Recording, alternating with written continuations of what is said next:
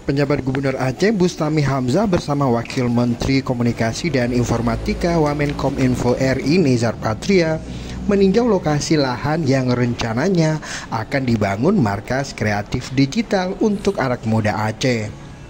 Lokasi lahan ini berada di komplek kantor Dinas Koperasi dan UMKM Aceh di Jalan T Panglima Nyak Makam Lampineng, Kota Banda Aceh dengan luas lahan lebih dari 600 meter persegi. Wamenkominfo Nezar Patria mengatakan markas kreatif digital yang akan dibangun oleh Kominfo RI bertujuan untuk menyediakan wadah dan jaringan kepada generasi muda Aceh yang bergelut di bidang ekonomi digital.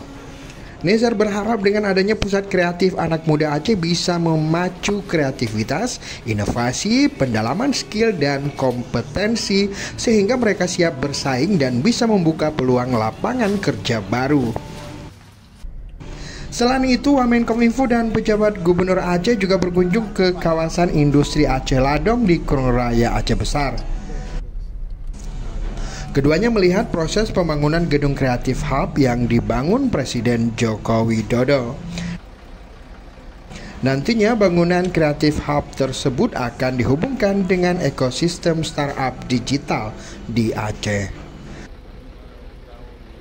Tim Liputan Aceh Video.